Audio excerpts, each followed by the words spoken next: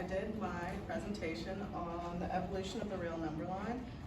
So basically I'm just gonna start from us already having natural numbers or counting numbers and then go from there and just fill in the gaps.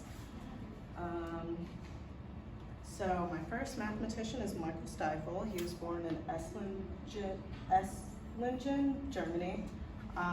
Not much is known about his childhood, but he went to Wittenberg and earned his degree in 1 year in his young adulthood. He first became a monk and then a priest, but he became really disillusioned with the Catholic religion. He dabbled in mathematics while he was a priest, but he just was kind of fed up with the practices of Catholicism, so he abandoned it altogether and just focused purely on math. So his most famous work is Arithmetica Integra in 1544. So it's his work is just 3 books basically on number theory, negative numbers, rational numbers, and irrational numbers.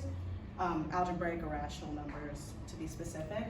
So with negative numbers, he described them, well, nobody really worked with negative numbers at the time. It was just, everybody was working with positive numbers, so he was the first person to really delve into that. And he described them as being less than nothing. So basically what you would do is subtract a positive number from nothing and get a negative number. And he was also really he was a stickler for notation, so he was the first to come up with the hyphen for the negative symbol in front of a positive number.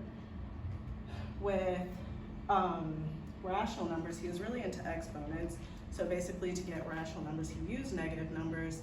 He took the square or cubed of a negative number and would get a rational number out of that.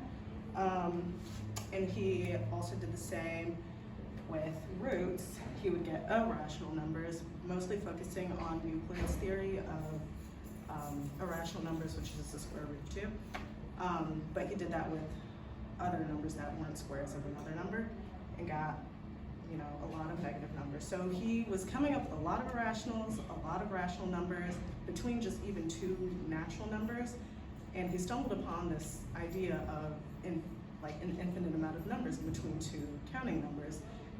But that wasn't in his wheelhouse. He was like, I'm gonna leave that for somebody else. So he just kind of stopped at the negative, rationals, and algebraic irrationals. So the person that was gonna delve into the idea of infinity was Galileo Galilei. He was born in Pisa, Italy. He grew up kind of accompanying his father because his father was a musician and found a connection with music and math, and that's how he got into math. He's mostly known for physics and astronomy and all that, but he started as a mathematician and was also the chair of mathematics at multiple universities. So he's a mathematician to me. Yeah. So he was known for doing a wide range of things, but in one of his works he talked about infinity, and he had a lot of examples of how you could get infinity, but one of them I'm going to talk about is squares. So he basically went into in depth about how there's a lot of numbers, just numbers in general, and you can take the square of any number and get another number. So there's an infinite amount of numbers, there's an infinite amount of squares, but there's also an infinite amount of numbers, probably more than squares that are not squares. So he kind of touched on the idea of one set of numbers being more infinite than another set of numbers. The idea that squares were less than, the infinite amount of squares were less than the infinite amount of not squares. And that can be applied to rational numbers as well, being in between 2 numbers, and the idea of density and cardinality and just touching on that. So that's what he contributed to the real line. Then we have Leonard Euler. He was on track to become a clergyman, but invested in mathematics after studying under Bernoulli. Everybody has done him, so everybody knows about him. So I'll just go into how he applies to the real number line. So I talked about so far the idea of infinity, rational, irrational, natural numbers, but with irrational numbers, it was algebraic.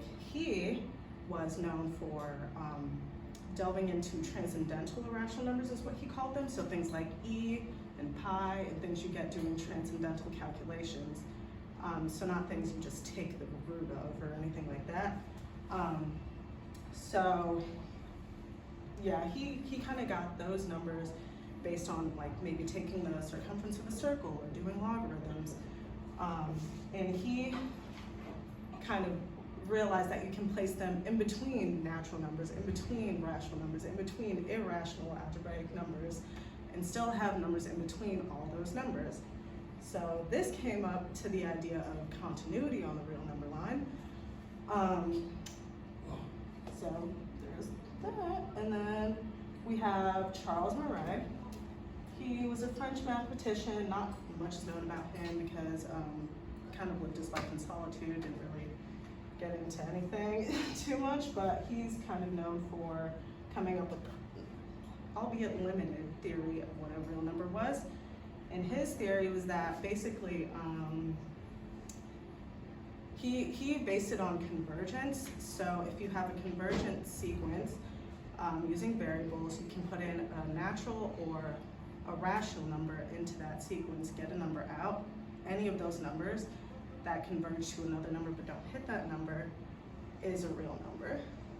If that makes sense? I don't know if that makes sense, but basically that was what he did. A lot of people kind of came to the similar conclusion of that as well, but because he was so quiet and lived a quiet life, he wasn't really acknowledged for it at all, really. So yeah, and then last person is George Cantor. He studied mathematics. His father wanted him to do engineering. He didn't want to. And he also studied under a lot of other well-known mathematicians, such as Weierstrass and Kummer. And he also taught for the rest of his life mathematics, but his contribution to the real number line is that he kind of completed it by going into continuity. So basically his continuum hypothesis, it hasn't been proven, but it's kind of just like a known thing, is that so you can take any set of numbers on the real number line, make it as small as possible, and it's not ever going to be non-empty, or it's not ever going to be empty. There's always going to be a number in that set. So basically, you can take two irrational numbers. There's going to be something in that set, or like make it as small as possible, make it as close together as possible, and it's always going to be there. So that just proves that just the continuity of the real number line. Like it's not going to be empty. There's always, and he also went into the idea that the real number line is uncountable. So between any two numbers, there's an infinite amount of numbers, pretty much. So that is my things. Questions, or not questions, but yeah.